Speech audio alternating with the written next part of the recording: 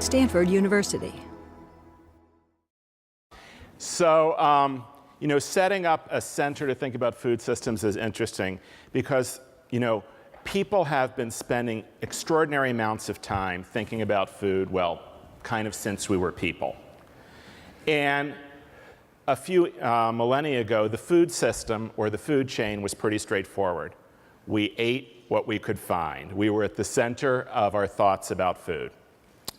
And I'm not going to just tell my story, but say this was probably the way that my grandfather Samuel thought about food when he moved to Philadelphia and was an air bear or sold vegetables off a push cart in the streets of West Philadelphia.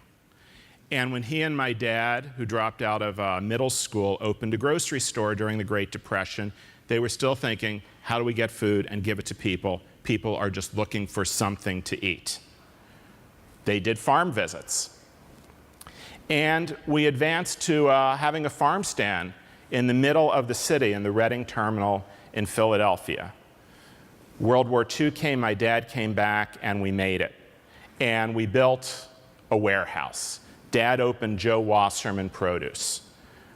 Then we really made it, and one Christmas the whole thing burned down. And my dad realized that instead of owning a warehouse and renting an apartment underneath his mother-in-law, he could take the insurance money and buy a house and rent a warehouse. And that changed our lives. We moved to the suburbs 4 blocks away. But Dad also said, being the third generation, the only son, I do not want you to work in the warehouse selling lettuce and tomatoes, or in the banana room where I proposed to Mom. We won't talk about that too much. And he also said, you're going to college. That means you don't have to work in food in the Chinese and Korean restaurants that I'd come to love because of the restaurants we had sold to in the food business in Philadelphia. He said instead, you're going to college.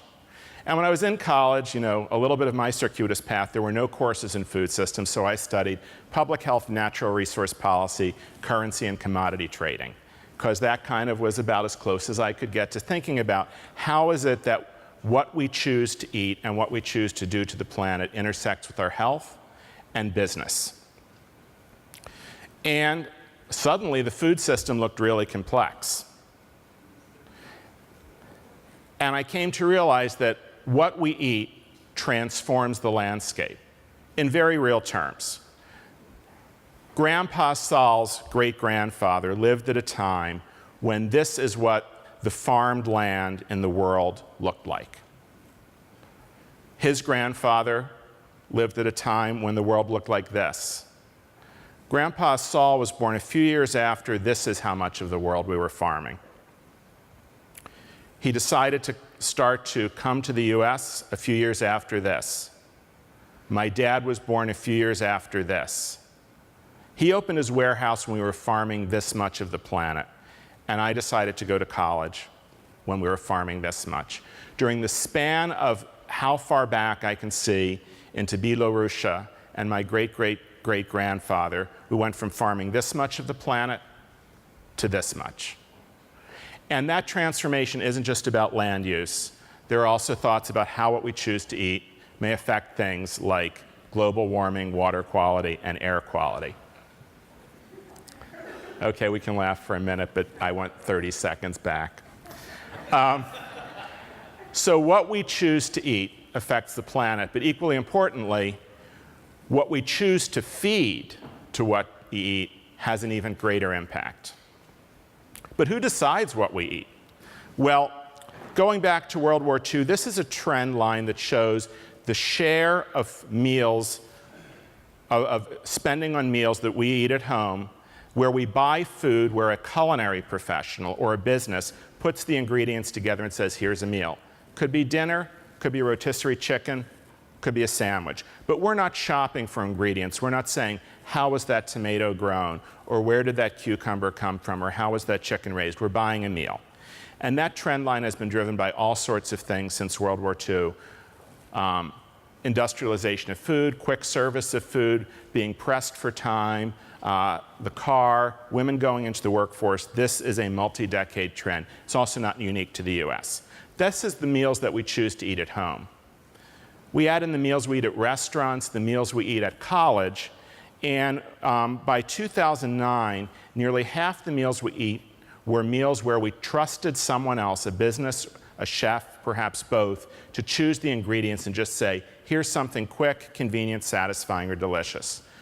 The way the USDA counts the dollars when they're open and counting dollars, they count everything you buy in a grocery store as ingredients. So when you buy that pizza or you go to the hot bar, the salad bar, the deli case, add that in, and somewhere around 2008, about half the food dollars we spent were spent on hiring a business to choose ingredients for us and put it together into a meal. There's a lot of reasons for that. One of them, of course, is that we're now used to an extraordinary array of food choices. I just walked, and I got a little lost, but I walked from where I was staying across campus by coffee, sushi, pizza, some Indian food, as well as burgers and a bakery. That's the experience of a typical college student. Today's parents are hard-pressed to cook food in a way that is satisfying to our children, given the extraordinary array of food choices in our environment. Better order out or go out to dinner. And this is how we spent our food dollars just last year.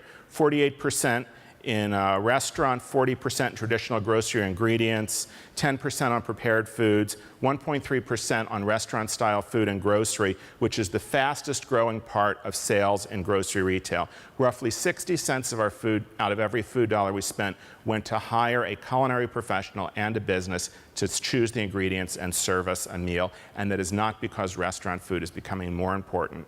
Restaurant-style food is becoming cheaper, and we're basically making about half our food choices on our own and half our food choices we are ceding to a chef and a business. Food service and retail are also converging. In retail, I mean grocery store. Here are 4 pictures. I'm just going to take 10 of my precious seconds and ask all of you to think about which one of these is a grocery store and which one of these is a college campus. If you guess that the upper right is a grocery store, you're correct.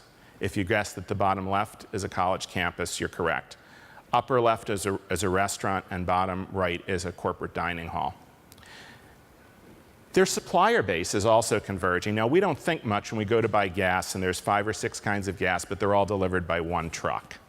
We know that there is concentration in the oil and gas industry. It's also true in the food distribution industry. Just under half of all the food served in food service, restaurant, college, hospital, public schools, is delivered by 3 distribution companies. Their supplier base is even more concentrated. Of all the farms in the US in 2011, 12% had sales over $250,000 gross. That's not very much. Those 12% of all farms produced 86% of all food sold by dollars. And what do big farms grow? Corn and soy. So the rest of this talk is really about corn and soy. That is how we're transforming our landscape and the food that we eat. Corn and soy are really, really similar. Similar acreage, similar share of all acreage. Corn is worth more. Biofuel had something to do about that. The US is roughly exporter of half of all the corn and soy traded globally. Most of it is genetically modified. 40% of each is fed to livestock. For corn, if you take out corn used for fuel, 80% is fed to livestock. Where does our corn go? Well, 3 times more corn goes to make fuel than people. That gets a lot of headlines. That creates a lot of grumbling in the food industry. But 4 times more corn and more soybeans goes to feed animals than people. And popular corn-based foods, tortillas, corn chips, popcorn, bourbon, consume very little of the harvest, and the same is true for corn syrup. This is a look at 2011 uses of corn in the US. Those tiny threads at the bottom are the corn we eat after it's been processed. The thick bars on top are the ones we eat after they've been processed in a different way, as animal feed. Because there's a lot of different ways to serve corn, and often we eat it as protein. Here are 4 ways I could serve you a pound of food. I could serve you 4 ears of corn on the cob. We might add lime, butter, salt. Pretty nice. I could serve you 12 ears of corn turned into 1 pound of chicken. 7 pounds of corn for a pound of pork, and maybe 10 pounds of corn for a steak. Somewhere between 1 and 4, I could also serve you a fish if it were farmed. It takes different amounts of corn to create the same amount of food. And that is because livestock, and we're going to talk about technology, but is a disruptive technology to concentrate corn and soybeans into smaller amounts of food. Pretty cool, huh? Along with their environmental impact, cost, and risk. So that disruptive technology has shaped our landscape and our health. But there's another disruptive technology happening in the business and culinary side that's making more and more of our meals. That's menu innovation. One of them is farm to table, and here's a delicious farm to table meal of grass-fed steak with 3 Brussels sprouts and a small part of a carrot. Locally sourced, responsibly grown, yummy, healthy, environmentally responsible, hard to say. But you could also take a culinary approach that shifts the preparation of meat and the proportions of meat and other ingredients. More vegetables, more grains, meat still on the plate. You could use as a condiment to leverage small amounts of flavor. You could look to other cultures, and I'm a huge fan of sundubu, having loved Korean cooking from the time I grew up, where just the smallest amount of meat or a bone flavors an enormous dish of plant-based proteins. That innovation and that disruption to think about the menu is the reason that Christopher and 2 of our other speakers, Will Rosenzweig and Michael, if I got that right, Baker and I are working with the Culinary Institute of America and the Harvard School of Public Health on Menus of Change, an initiative to train food service executives and top chefs in large food service companies to think differently about menu and recipe design to deliver health and environmental sustainability benefits. But protein is also about politics. Everyone's heard the phrase, a chicken in every pot, yeah? Anyone not? Here's your chance. Okay. Well, you know, Herbert Hoover campaigned on the notion of delivering a chicken for every pot. At that time, almost 90 years ago, I think, making sure everyone had access to protein was a top priority in this country. We had just come out of years of deprivation and war. And the notion that we were going to have more protein, of course, does that environmental multiplier, concentrate corn and soy into chicken, a global footprint, because in many parts of this country or even the world, you can grow the grain to feed animals in one part of the world, ship it, and then have your fresh, even locally grown and responsibly grown chicken or beef or pork close to home. And there's also health implications with eating more protein, especially animal protein. Now, when Herbert Hoover made that pledge, I don't know that he was thinking about population growth, but the number of people pursuing the American dream, including a chicken in every pot, grew tremendously after the Depression. Our population just soared over 300 million people. So that chicken in every pot was a hard promise to keep, but Hoover did it, and I would call it a kind of moonshot. Because when Herbert Hoover made that pledge, there was not even about 20 pounds of chicken per person available per year. And during the time that our population went on straight line growth, chicken soared. And this is what chicken availability in pounds per person in the US looks like now. Take out the last few years of drought, flood, and climate change, and we have had an extraordinary increase in the number of chickens grown in this country, the number of chicken meat available, and we could do this for lamb and pork and beef as well. We have succeeded in the American dream of making animal protein available in extraordinary amounts. The protein economy is also a global phenomenon. Vladimir Putin, yet again in charge of Russia, has put Russia on a course of protein independence. We talk about oil independence here. Putin has put Russia on a 5-year course to protein independence, which included major moves, like the year before Egypt collapsed, saying, we will no longer export wheat and grain from Russia, but we will use it to feed our people and our livestock. This pursuit of animal protein is transforming culinary traditions in China from tofu to something else.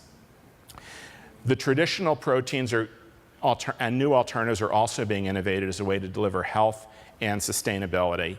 There's also a land rush. When you say, who are the biggest buyers of land in Africa, and most people think that's land to grow grain as the climate changes and the soil is restored, it's private equity through the UK, and it's China. Again, the ability to grow grain one place to feed livestock grown at home is changing the way that land is owned globally. It's also changing how much beans and grains are planted globally and driving a sort of monoculture colonialism. And also, especially in aquaculture, we're looking at ways to efficiently produce protein using very little input, just what's in seawater or a little bit of grain. Right before, a few months after I was born, you can date me if you're really good at IMDb, a movie came out advising graduates on what to do with their careers, which is what I was asked to do for you. And I just have one word: protein. If you think about all of the investment and innovation and world-changing activities that are going on, many of whom that have their base here or a connection to right here in Stanford, in Silicon Valley, they're extraordinary. Lab-grown beef. The ability to basically grow muscle meat in controlled conditions rather than in an animal. Pea protein. There is an extraordinary boom in taking the protein isolate out of peas, beans, and lentils and incorporating it into all sorts of foods, from ice cream to breads, to give us more protein, because we think of more protein as affluence, a sign of success, the healthiest of the choices between fat, sugar, and protein, fat, carbohydrates, and protein. A whole new generation of fake meat. Plant-based ingredient substitutes like Beyond Eggs, a startup that's trying to blend just the right proportion of ingredients so that in existing industrial processes you can use plants instead of eggs in commercial baking, commercial mayonnaise. Looking at other livestock that we are not yet incorporating well, there is, yes, you can buy chopped wool in the United States and have a cricket, a high-protein snack bar. And what's most interesting to me, if I had another half hour, what we are doing with growing algae and plankton, both to feed ourselves and to feed livestock, a high-protein diet that is more responsibly grown rather than farmed crops. So all of those innovations require not just the jobs of selling fruits and vegetables or cooking them that happened when my dad said the food industry is not a place for college-educated people to go, and you will be one. But it now includes marketing, it includes business, it includes research, it includes applied sciences. There is an extraordinary amount of new jobs coming all around how do we feed ourselves in the future responsibly and healthfully, and also how do we feed ourselves enough protein in the future.